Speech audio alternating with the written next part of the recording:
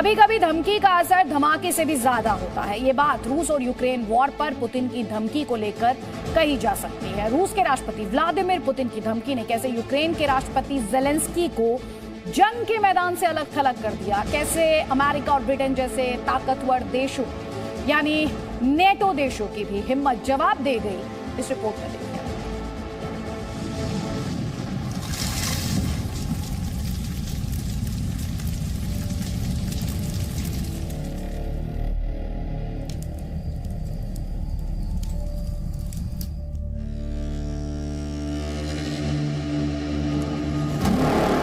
Putin की धमकी के आगे दुनिया बेबस। रूस और यूक्रेन की जंग में पुतिन के धमाके का असर तो हर तरफ दिख रहा है, लेकिन आज हम आपको दिखाएंगे कैसे पुतिन की धमकी धमाके से भी असरदार साबित हो रही है। Дальше они будут продолжать делать то, что они делают. Я уже тоже об этом говорил. Они ставят вообще под вопрос будущность украинской государственности. И если это произойдет, это будет целиком и полностью на их совести.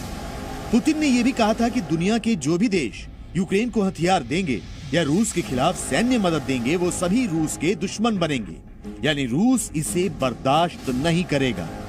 पुतिन की इस धमकी का असर ये हुआ कि पड़ोसी पोलैंड ने भी यूक्रेन को फाइटर जेट्स देने से मना कर दिया, जबकि दावा किया जा रहा था कि अमेरिका ने पोलैंड को कहा था कि वो यूक्रेन को MiG-29 लड़ाकू विमान दे, बदले में उसे अमेरिका F-16 लड़ाकू विमान देगा।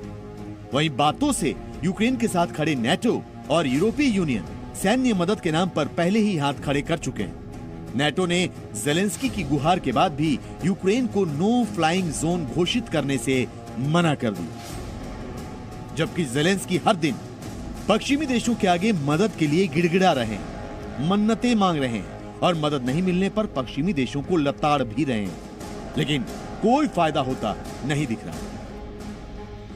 Сьогодні відбувся саміт НАТО. Слабкий саміт, розгублений саміт.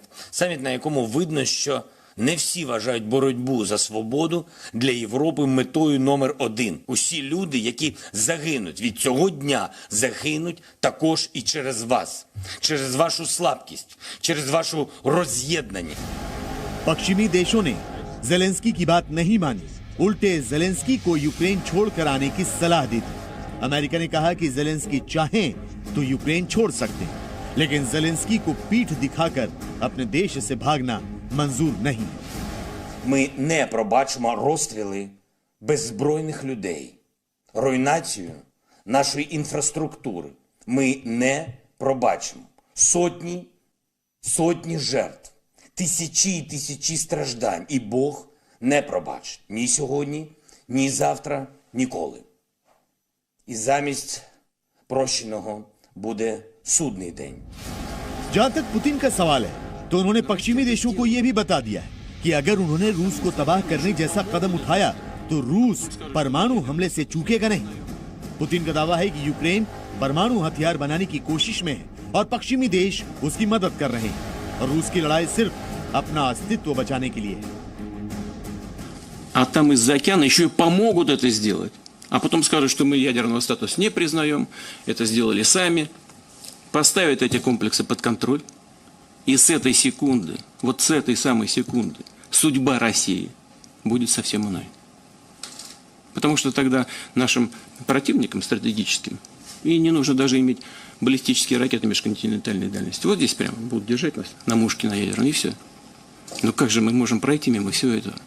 Активнее говорить о том, что Украину примут в НАТО. पश्चिमी देशों को लेकर पुतिन कितनी दूर तक सोचते हैं, ये बात उनके बयान को सुनकर ही आप समझ गए होंगे। अब सवाल है कि पश्चिमी देश क्या करेंगे? ज़ेलेंस्की को इसी तरह मरने के लिए छोड़ देंगे या फिर पुतिन की शर्तें मानने के लिए ज़ेलेंस्की को तैयार करेंगे? जो भी हो, अब तय अमेरिका और यूक्रेन को करना है। पुतिन तो पहले से तय कर चुके हैं। ब्यूरो रिपोर्ट, जी मीडिया।